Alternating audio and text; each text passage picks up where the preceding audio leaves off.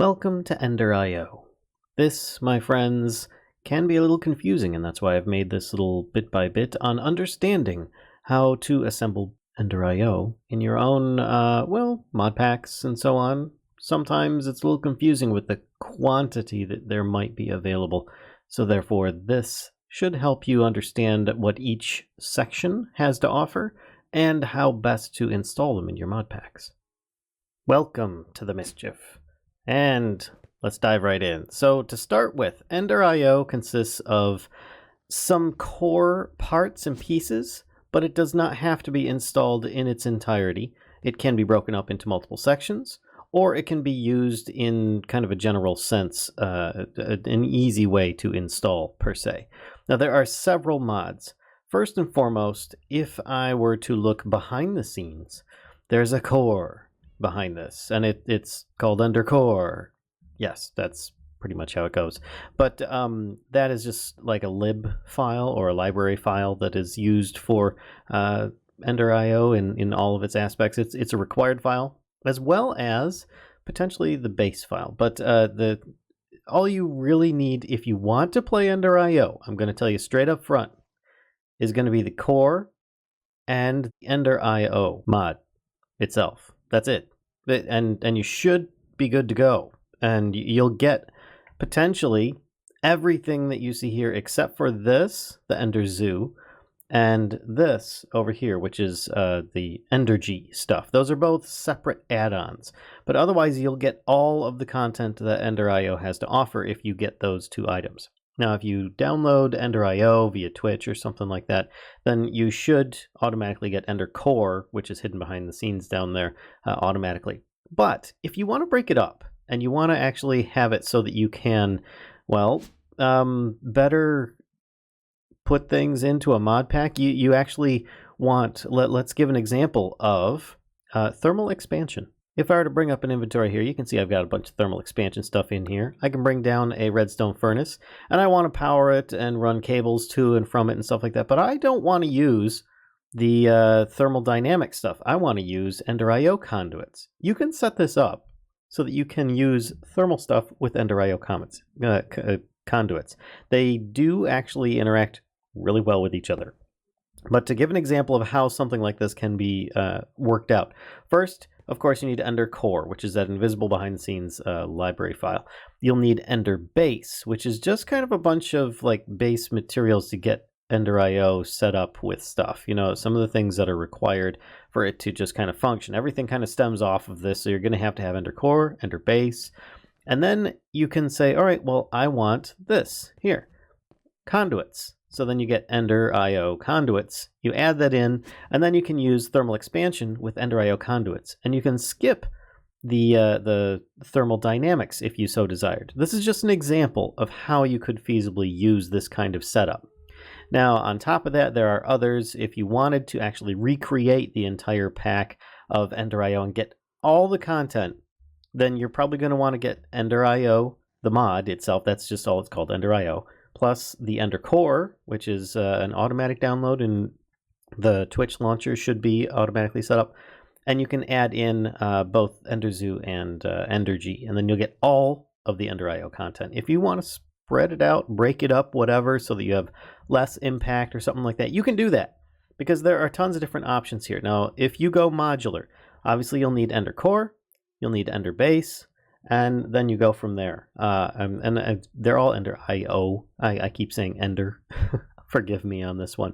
But like, for instance, there's Ender TIC, I believe it is. Ender.io TIC, which is Tinker's Construct compatibility, which gives you the option to just kind of like alloy things in here.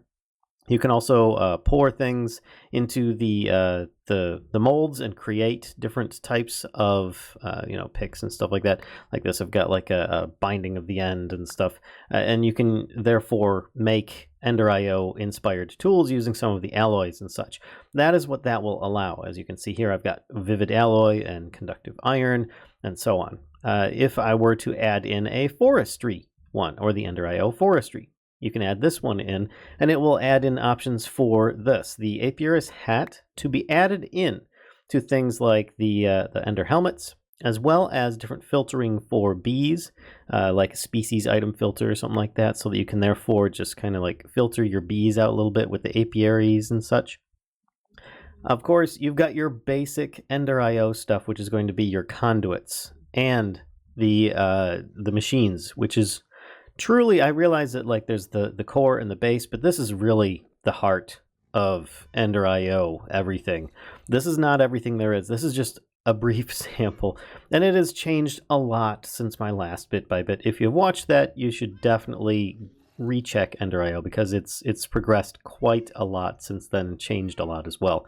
I will probably in the days coming cover it a bit more detailed now that it's in a more final state, or at least finished state for the time being. So, of course, the Ender conduits is mostly just going to be adding in like conduits and some different monitoring abilities, as well as capacitor banks, a little bit of some of these conduit facades and stuff. But if you go into this one, it's going to be basically all the machines, all the different ingots and materials. You're going to have weapons, functionality up the wazoo with the machines add-on. And then, of course, we've got, these three little tiny ones over here, which they don't look like much, but refined storage. You can therefore hook into refined storage with your Ender IO setup, which that's very strong in itself, as well as open computers, infinitely stronger potentially depending upon your ability to use open computers.